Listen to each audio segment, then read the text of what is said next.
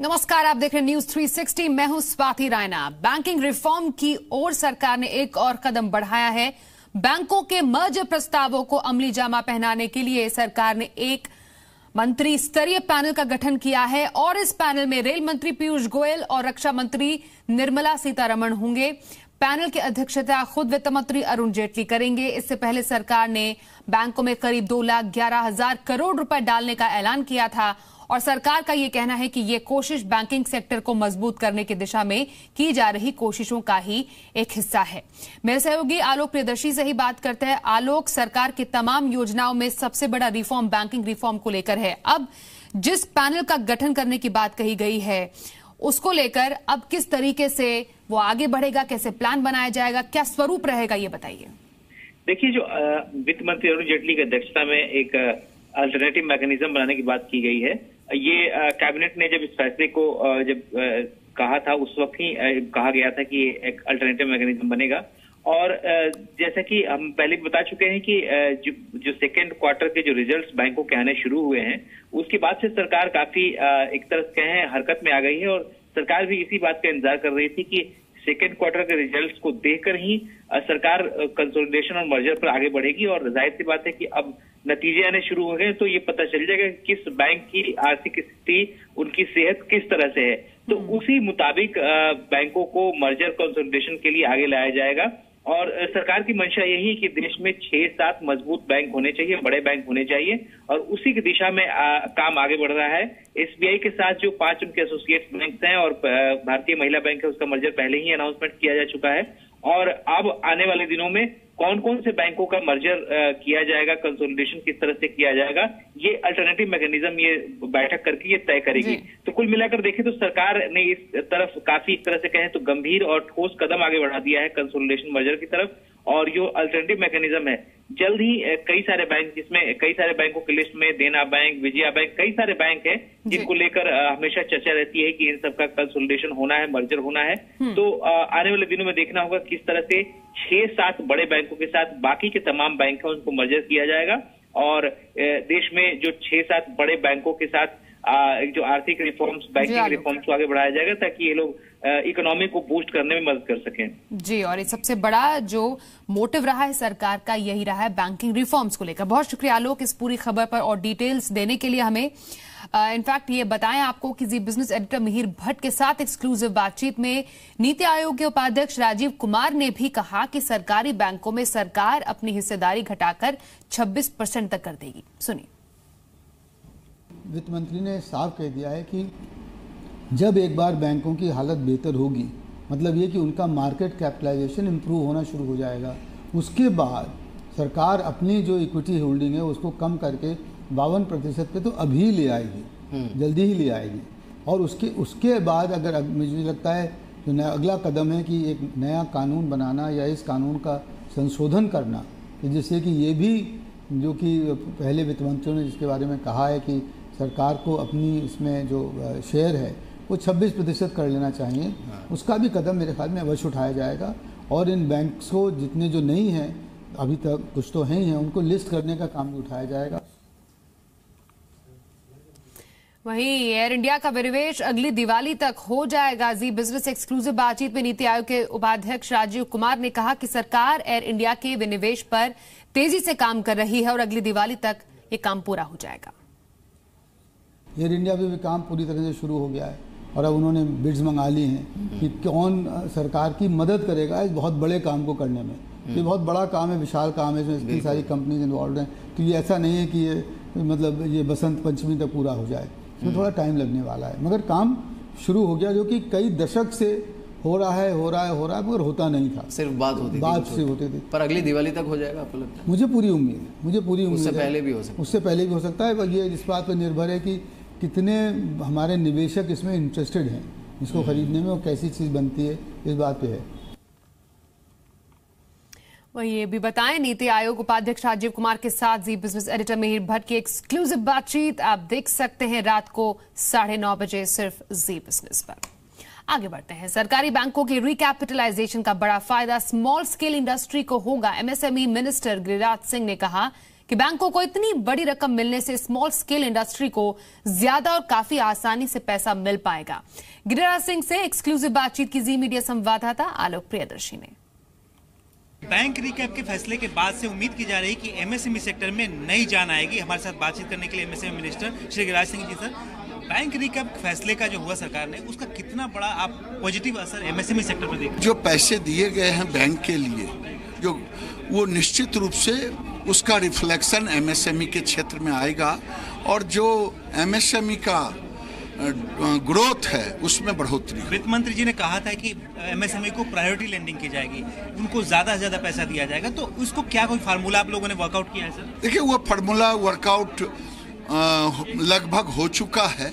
उस फार्मूले पर प्रायोरिटी में एमएसएमई होगा और जिस दिन वो फार्मूला आपके सामने आएगा तो आपको स्वतः ये कहा जा रहा था कि वेबसाइट बनाया जाएगा, इसमें आधार, बैंक, मोबाइल से लिंक करके, और उससे फायदा होगा कि बैंकों का ट्रांजैक्शन पता रहेगा उनको। देखिए, एक चीज जान लें, आज हम सारे चीजों को, चाहे मुद्रा हो चाहे कोई हो, उसको पारदर्शी ट्रांसपेरेंसी के लिए हम पोर्टल पर ला रहे हैं। ये पुरानी सरकार नहीं है कि नीचे ऊपर कुछ पता न चले। शुक्रिया मीडिया से बात करने के लिए। शुक्रिया।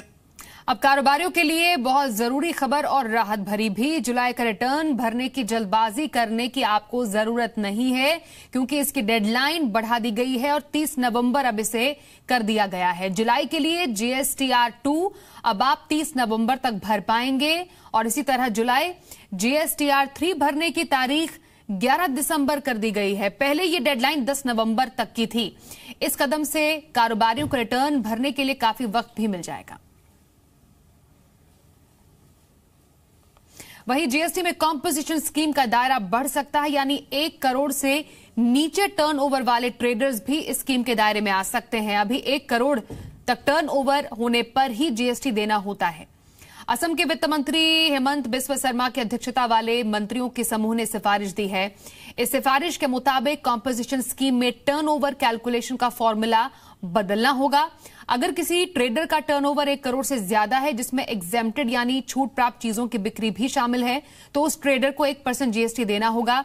लेकिन वही ट्रेडर एग्जेम्प्टेड जो यानी छूट प्राप्त चीजों की बिक्री को टर्नओवर से हटा लेता है और उसका टर्नओवर 1 करोड़ की थ्रेशोल्ड लिमिट से नीचे आ जाता है, तो उसे .5% जीएसटी देना होगा। अब इस फॉर्मूला से वो ट्रेडर भी कॉम्पोजिशन स्कीम के दायरे में आ जाएंगे जिनका टर्नओवर 1 करोड़ से कम है। और ये भी जानिए कि सिफारिश पर अंतिम फैसला 10 नवंबर को होने वाली जीएसटी काउंसिल की बैठक में होगा।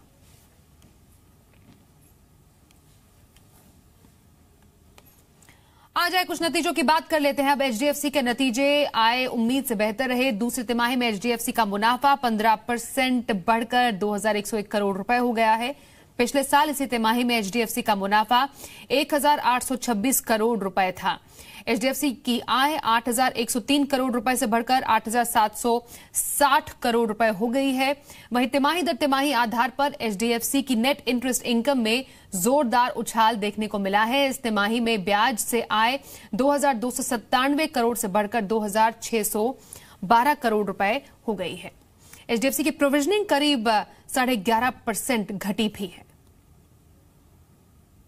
वहीं एचडीएफसी लाइफ का आईपीओ 17 नवंबर को बाजार में लिस्ट हो जाएगा और इसका आईपीओ बाजार में अगले हफ्ते आ जाएगा। एचडीएफसी ग्रुप के वाइस चेयरमैन के मिस्त्री का कहना है कि इंश्योरेंस सेक्टर में अभी अपार संभावनाएं हैं। के मिस्त्री से इस बारे में बात की है हमारे सहयोगी अनुराग शाह ने। हमारे साथ खास बातचीत के लिए मौजूद है एचडीएफसी ग्रुप के सीईओ और वाइस चेयरमैन के मिस्त्री। सर, सबसे पहले मैं आपसे ये समझना चाहूंगा, जिस तरह से मार्केट के लिए जो इंश्योरेंस सेक्टर है बिल्कुल नया सेक्टर है और कई सारी कंपनियों की लगातार लिस्टिंग हो रही है, तो आपको क्या लगता है कि जो सही में सेक्टर के अंदर इतनी संभावना है, जिस तरह की जो वैल्यूएशन है कंपनियां कर रही है उसके साथ? देखिए, वैल्यूएशन के लिए we consulted lots of people, we consulted analyst, we consulted bankers, we did matching of our valuation vis-a-vis others after taking into account the differences in the embedded value, the differences in profit margins, and then arrive at a valuation. I think market में depth बहुत है, there is a lot of liquidity in the market, and that liquidity is what is helping the stock markets. Sir, तो ये जो liquidity की बात हो रही है, तो क्या इसका बड़ी वजह ये कह सकते हैं हम कि डिमोनेटाइजेशन के बाद से जो लोगों के पास और कोई एसेट क्लास नहीं है पैसा लगाने के लिए, क्योंकि गोल्ड में कोई रिटर्न नहीं मिल रहा है, रियल एस्टेट में नहीं है, फिक्स डिपॉजिट में रिटर्न नहीं है, तो जो भी लोगों के पास सेविंग है तो एक ही जरिया है मार्केट में लगाने का, तो उन देखते हुए कंपनियों के पास भी बेहतर मौके। आप बोल रहे हैं, बिल्कुल सही बोल रहे हैं। The liquidity in the system is high. Money is coming into stock markets largely because of the fact that जो एक तो demonetization के बाद में घर में whatever money you had at home, people went and put that money into bank accounts. Now in bank accounts it's earning them 3.5%, 4% return. So people are looking at how they can increase their return. Gold is not a great investment. Real estate is there, but real estate is more something which the end user buys. Not so much an investor, it's more an end user. So historically people used to put money in fixed income instruments, people used to put money in deposits.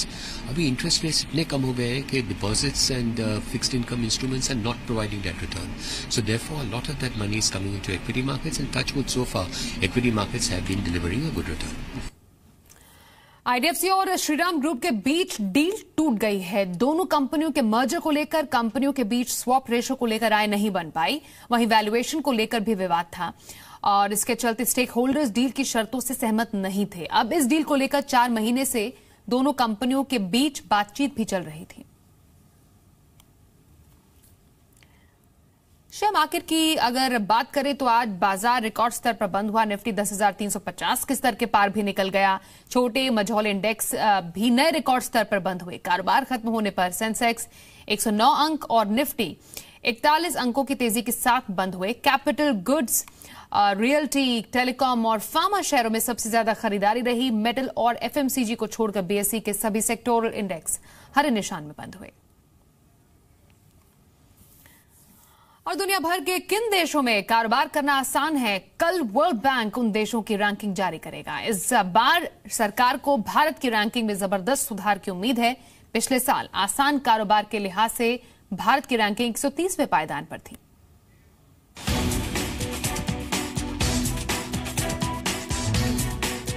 Modi सरकार reforms के जरिए भारत में कारोबारी माहौल को सुधारने की कोशिश कर रही है। पिछले 1 साल में कई बड़े इकोनॉमिक रिफॉर्म्स लाए गए ताकि भारत में कारोबारी माहौल सुधरे।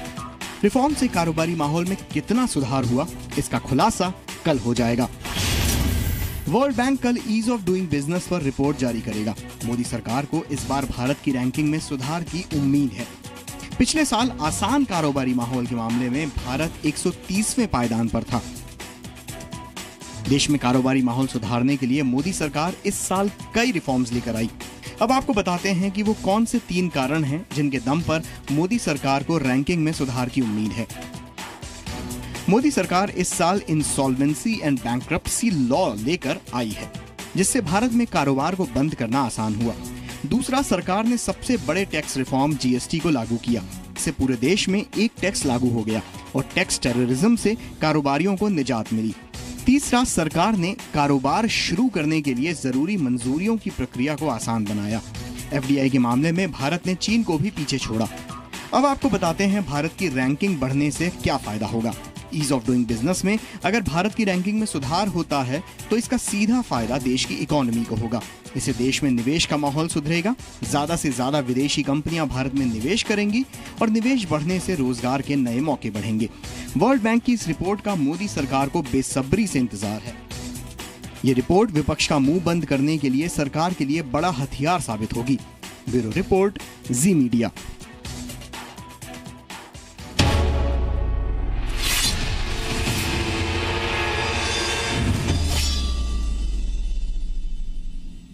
गुजरात चुनाव से जुड़ी हुई खबरों का रुख कर लेते हैं। यहां पर रणनीतियों को लेकर कांग्रेस में माथापच्ची का दौर भी जारी है। दिल्ली में कांग्रेस हेड ऑफिस में राहुल गांधी और कांग्रेस के दूसरे नेताओं के बीच चर्चा काफी गर्म है। अहमदाबाद में भी गुजरात कांग्रेस नेताओं और पाटीदार नेताओं के बीच बैठकों का दौर जारी है।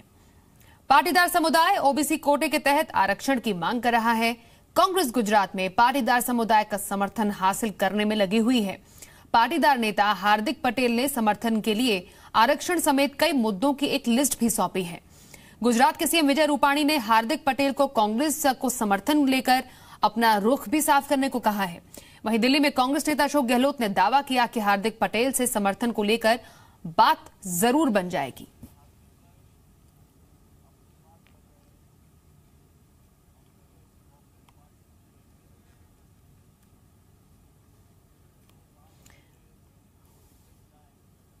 गुजरात में पाटीदार समुदाय करीब 18% और चुनावों में इनकी बड़ी भूमिका रहेगी। कांग्रेस की कोशिश है कि किसी भी तरह से पाटीदारों का समर्थन हासिल कर लिया जाए।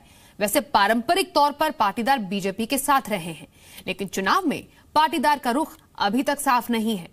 पाटीदार नेता हार्दिक पटेल ने कांग्रेस आरक्षण मुद्दे पर अपना स्टैंड 3 नवंबर तक रखने का समय दिया है। ट्वीट कर हार्दिक पटेल ने यह कहा कि 3 नवंबर 2017 तक कांग्रेस पाटीदार को संवैधानिक आरक्षण कैसे देगी। इस मुद्दे पर अपना स्टैंड क्लियर कर दें, नहीं तो अमित शाह जैसा मामला सूरत में होगा।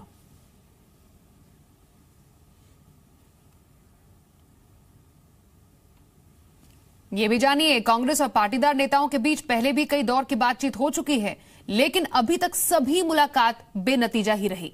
गुजरात के सीएम का कहना है कि कांग्रेस का स्टैंड तो क्लियर है, हार्दिक पटेल अपना स्टैंड क्लियर करें। मुझे ऐसा लगता है इस मामले में कि कांग्रेस का स्टैंड पहले से ही क्लियर है। हार्दिक को स्टैंड क्लियर करना चाहिए, क्योंकि हार्दिक की जो आंदोलन की डिमांड थी कि पाटीदार को ओबीसी में घोषित करना चाहिए, वो कांग्रेस तो पहले से नहीं कर रही है। रूपानी की क्या बात है वो मेरे दिमाग में नहीं कभी सोचते, क्या बोलते क्या नहीं समझ नहीं आता। और जो बात है रूपानी साहब की वो मेरे लिए कोई बड़ा मुद्दा नहीं है। मुंबई के पास हिल स्टेशन माथेरान में टॉय ट्रेन सर्विस दोबारा शुरू कर दी गई है। करीब 1.5 साल पहले पटरी से उतरने के बाद टॉय ट्रेन सर्विस को बंद कर दिया गया था। अब इस सर्विस को सुरक्षा के नए इंतजामों के साथ शुरू किया गया। फिलहाल ये सर्विस अमन लॉज से माथेरान के बीच शुरू की गई है। फर्स्ट क्लास के लिए 300 रुपए और सेकंड क्लास के लिए 45 रुपए किराया रखा गया है, जबकि बच्चों के लिए फर्स्ट क्लास किराया 180 रुपए और सेकंड क्लास किराया 30 रुपए ट्रेन देना होगा।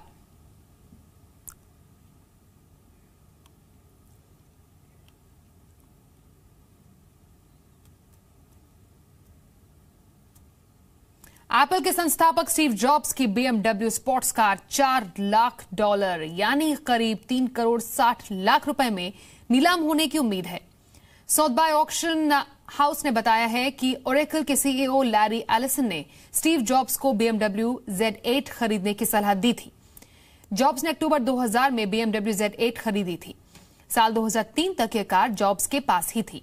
अब इसी कार की नीलामी होने जा रही है। यह नीलामी 6 दिसंबर को होगी।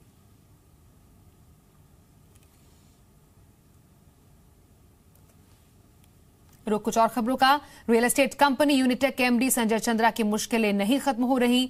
सुप्रीम कोर्ट ने आज संजय चंद्रा की जमानत अर्जी खारिज कर दी।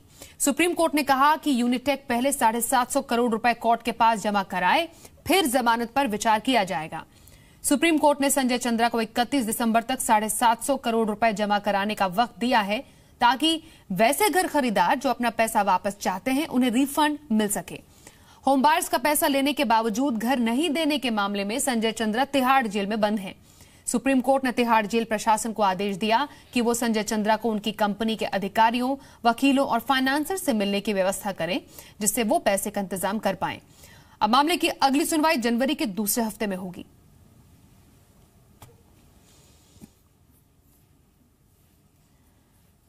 जियो को टक्कर देने के लिए एयरटेल पूरे दमखम से मैदान में उतर आई है। काबर मोबाइल्स के बाद अब एयरटेल ने सेलकॉन के साथ एक करार किया है, जिसके तहत सिर्फ 1349 रुपए में cellphone 4G Celkon 4G smartphone offer किया गया है। और इससे पहले एयरटेल ने कार्बन के साथ 1399 रुपए में स्मार्टफोन लॉन्च किया था।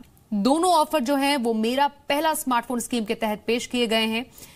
एयरटेल सेलकॉन 4G स्मार्टफोन का इफेक्टिव प्राइस भले ही 1349 रुपए बताया जा रहा है, लेकिन शुरू में कस्टमर्स को 2849 रुपए पेमेंट करने होंगे। साथ ही अगले 36 महीनों तक 169 रुपए का मंथली रिचार्ज भी करना होगा। हालांकि कंपनी 18 महीने बाद 500 रुपए और 36 महीने बाद 1500 रुपए कैश बैक देगी। जेट एयरवेज की उड़ान में धमकी भरी चिट्ठी लिखने वाले की पहचान हो गई है। सल्ला बिरजू नाम के इस व्यक्ति ने विमान में धमकी भरा लेटर लिखा था। नागरिक उड्डयन मंत्रालय ने सल्ला बिरजू को नो फ्लाइंग लिस्ट में डाल दिया है। सल्ला बिरजू ने अपना अपराध भी स्वीकार कर लिया है। आज सुबह धमकी भरे खत से मुंबई से दिल्ली जा रही जेट एयरवेज के विमान में हड़कंप मच गया था। विमान के टॉयलेट में एक धमकी भरा पत्र मिला जिसमें विमान को अपहरण कर पाक अधिकृत कश्मीर ले जाने की बात लिखी गई थी। धमकी भरी चिट्ठी मिलने के बाद विमान को आनन फानन में अहमदाबाद एयरपोर्ट के पास डाइवर्ट किया गया, जहां लैंडिंग के बाद सभी 7 क्रू मेंबर्स और 115 यात्रियों को उतारकर विमान की जांच की गई।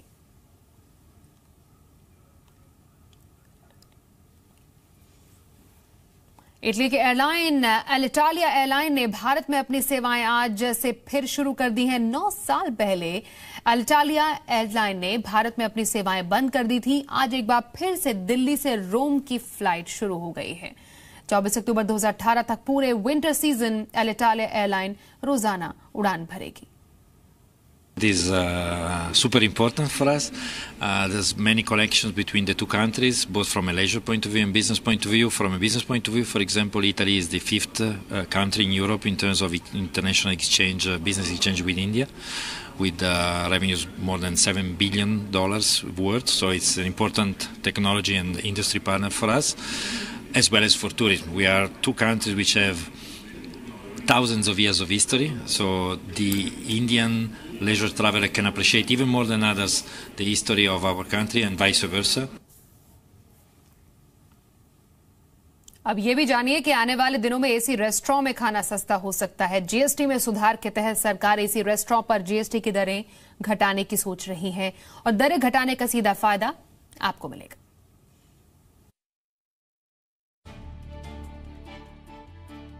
अगर आप बाहर खाने के शौकीन हैं, तो आपको रेस्टोरेंट का बिल जरूर परेशान करता होगा। हो सकता है महंगे बिल की वजह से आपने बाहर खाना भी कम कर दिया हो, लेकिन अब एसी रेस्टोरेंट में खाना सस्ता हो सकता है। सरकार एसी रेस्टोरेंट में जीएसटी रेट कम करने पर विचार कर रही है। इंडस्ट्री के दबाव के बाद सरकार एसी रेस्टोरेंट पर 18% से घटाकर 12% जीएसटी करने पर विचार कर रही है, जबकि नॉन एसी रेस्टोरेंट पर 12% जीएसटी लगता है। रेस्टोरेंट मालिकों का कहना है कि नोटबंदी और जीएसटी के बाद ग्राहकों की संख्या में कमी आई है, जिसकी वजह से मुनाफा कम हुआ है। डिमोनेटाइजेशन, बाद में जीएसटी का आ गया कंफ्यूजन, और काफ़ी सारा कंफ्यूजन था क्योंकि बहुत सारे प्रॉब्लम्स थे। तो अब जो लग रहा है, अगर ये हो जाता है 12% विथ इनपुट क्रेडिट, तो बहुत ही अच्छा रहेगा, थोड़ा बूस्ट मिलेगा। हमने जो लॉसेस किए हैं वो थोड़ा रिकवर करने को हमको चांस मिल जाएगा। फिलहाल अगर आप एसी रेस्टोरेंट में 1000 रुपए का खाना खाते हैं, तो आपको 18% जीएसटी के साथ 1180 रुपए चुकाने पड़ते हैं। अगर जीएसटी की दर 12% हो गई, तो आपको 1120 रुपए चुकाने होंगे, यानी 60 रुपए का आपको फायदा होगा। मुमकिन है कि आने वाले दिनों में रेस्टोरेंट मालिक रेट भी घटा दें, क्योंकि 3 से 4% रुपए उनको इनपुट क्रेडिट के रूप में मिलेंगे। हमने जब जीएसटी रोल आउट किया था, तो हम काफ़ी रेस्टोरेंट वालों ने अपने टैक्स के जो इनपुट्स थे उसके हिसाब से हमने रेट्स घटाए थे।